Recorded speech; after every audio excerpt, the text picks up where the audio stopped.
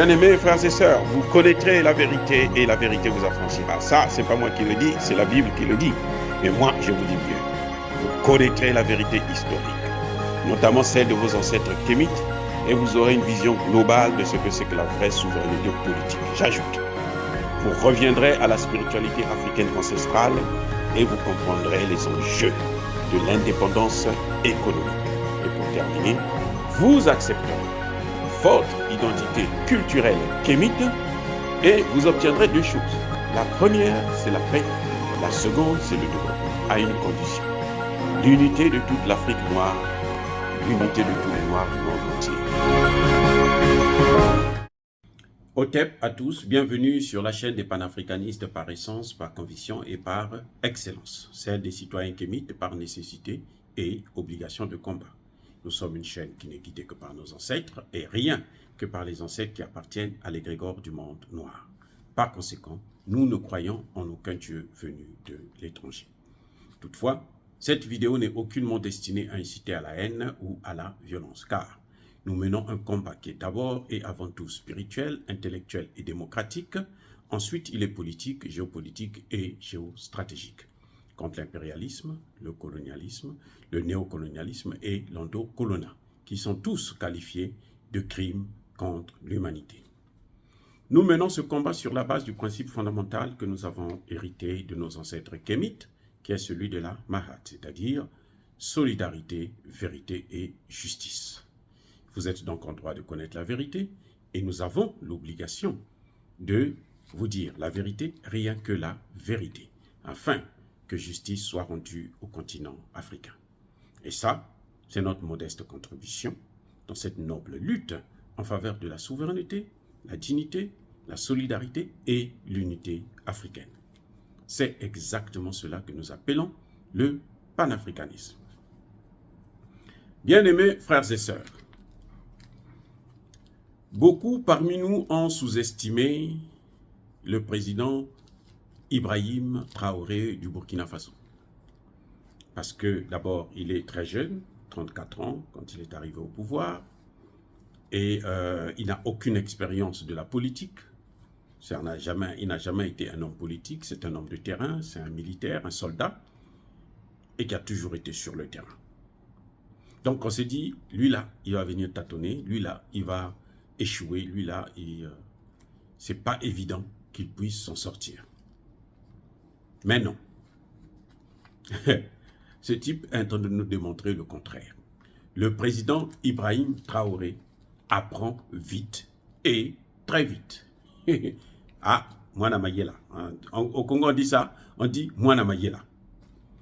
Et la femme, notre sœur qui a donné naissance à ce garçon, vraiment chapeau. Ça, elle est formidable. Elle a fait un bon travail, Parce que le gars, il apprend vite. Et il est intelligent. Eh oui. Il est en train de faire en peu de temps ce que Kaboré et Damiba n'ont pas pu faire en près de presque 10 ans. Eh oui. Monsieur, aujourd'hui, a commencé à récupérer certains territoires occupés. Certaines communes ont été libérées. Une province a été libérée. Eh oui. Donc, il faut saluer ce travail. Il faut reconnaître que le gars, il connaît, il est vraiment bien engagé, il apprend vraiment très, très vite. Il doit avoir aussi de très bons conseillers autour de lui. Il fait exactement ce que la population lui demande de faire. Et vous savez, quand vous êtes avec un peuple, c'est très difficile que vous puissiez vous tromper et c'est très difficile que vous puissiez échouer. Et c'est ça la force, à la fois de Assimi Goïta, mais aussi celle de Ibrahim Traoré. Mais oui, vous avez vu, quand la ministre française est allée au Burkina Faso pour essayer de le convaincre de reprendre les activités intenses avec la France, quelques heures plus tard, le porte-parole de Emmanuel Macron en l'occurrence M. Embalo Sissoko, s'est rendu sur place pour aller lui dire que la France est utile dans la lutte contre le terrorisme, comme s'il avait oublié que c'est la France qui a mené le terrorisme en Afrique, juste parce que, bon, certainement que, vous savez, une bouche pleine ne parle pas, parce qu'on lui a mis beaucoup, on lui a donné un peu d'argent et pour rénover quelques petites écoles, c'est pour ça qu'il est obligé de chanter comme ça. Bref, la réponse de Traoré a été de suspendre les travaux de la construction d'un aéroport. Ah oui, tout était à la disposition de la France. Et pour que la France devait gérer cet aéroport-là pendant 30 ans, ce qui est une folie. Une folie, je dis bien une folie. Quand je crois que c'est Kaboré qui avait signé ces accords, c'est une folie. C'est incroyable. Mais que voulez-vous? Donc, il a suspendu. Et c'était la réponse pour dire à la fois au ministre et à son porte-parole, le porte-parole de Macron, que ça ne se passe pas comme ça. Avec moi, là, ça a changé.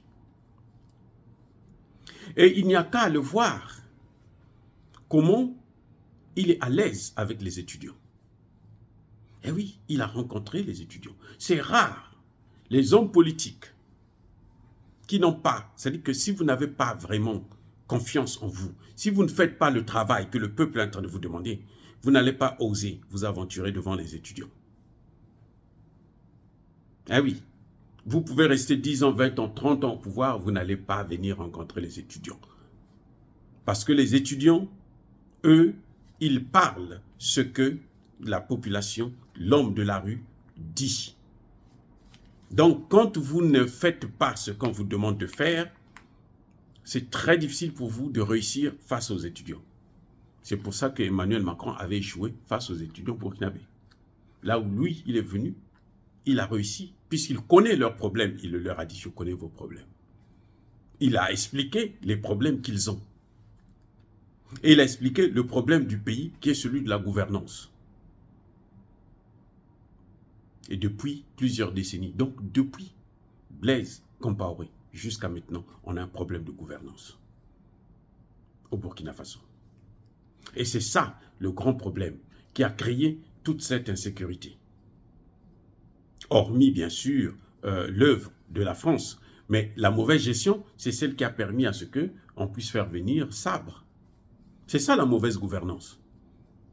La mauvaise gouvernance dont il parle, c'est ça. Vous avez fait venir des voyous pour venir vous aider à lutter contre le terrorisme, alors que ce sont ces voyous-là qui ont créé, ce sont eux qui ont créé le terrorisme. Ils ne peuvent pas être pompiers et pyromanes. S'ils sont des pyromanes, ils ne peuvent plus être les pompiers, ça n'a aucun sens. Comment vous allez venir, comment vous pouvez espérer lutter contre le terrorisme avec ceux qui ont créé ce terrorisme-là? Ça n'a aucun sens. C'est pour ça que nous saluons vraiment le courage de ce jeune frère, le président Ibrahim Traoré, parce que il a pris le taureau par les cornes. Vous avez vu le recrutement des VDP, les volontaires pour la défense de la patrie? Il avait annoncé 50 000. Et vous savez combien il y a déjà? 90 000. Donc, c'est presque le double de ses attentes. Et là, on va recruter encore des militaires parce que, selon lui, c'est le nombre d'abord qu'il faut renforcer. Ah oui. Et puis, l'équipement. Et l'équipement, il sait qu'on ne peut pas travailler avec la France. La France a déjà refusé d'équiper les volontaires. Eh oui, les VDP là, la France a refusé de les équiper. C'est ce qui avait fait que le lendemain, le Premier ministre aille en Russie. Et c'est encore une erreur de la France. Chaque fois qu'on lui a tendu la main, elle croit que nous sommes tellement bêtes qu'on va toujours tomber dans le piège. Non, on l'a piégé parce que le gouvernement burkinabé l'a piégé aussi. En disant, le gouvernement savait, puisque l'armée est dans les mains de la France depuis plusieurs années et qu'elle n'a jamais équipé cette armée. Donc, en lui demandant d'équiper les VDP, c'est sûr qu'elle ne va pas le faire. Et on trouvera un motif pour aller vers un autre partenaire. C'est ce que, comment vous appelez, le président Traoré a fait. il a piégé Emmanuel Macron et Emmanuel Macron est tombé dans son piège. Et puis voilà aujourd'hui qu'ils sont en train de mener la lutte sans la France.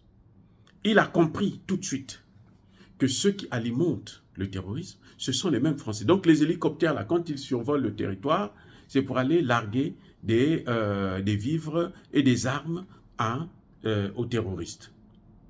Ce qu'ils ont fait, c'est qu'ils ont suspendu le survol de leur territoire. Aussi simple que ça. Donc, il ne reste plus qu'à cette armée-là de sabres de quitter le territoire. Il faut qu'ils quittent le territoire.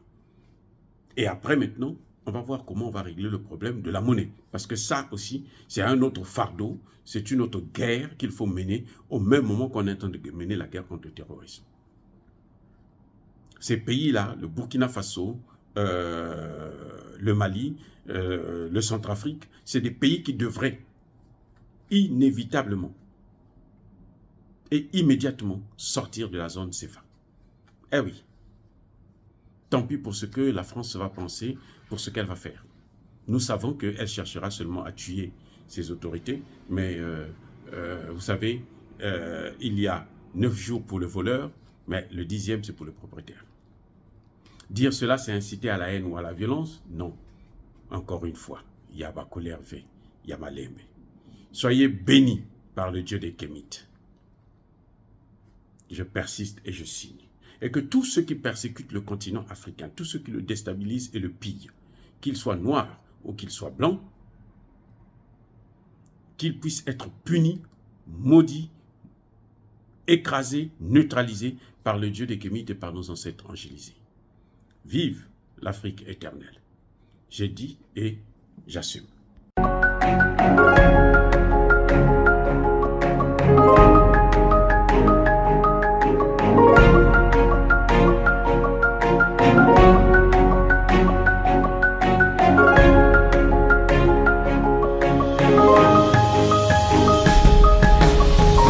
Eux, ils marchent par la foi et non par la vue.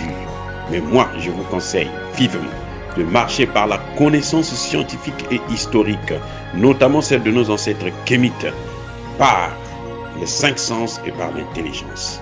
Abou Apia.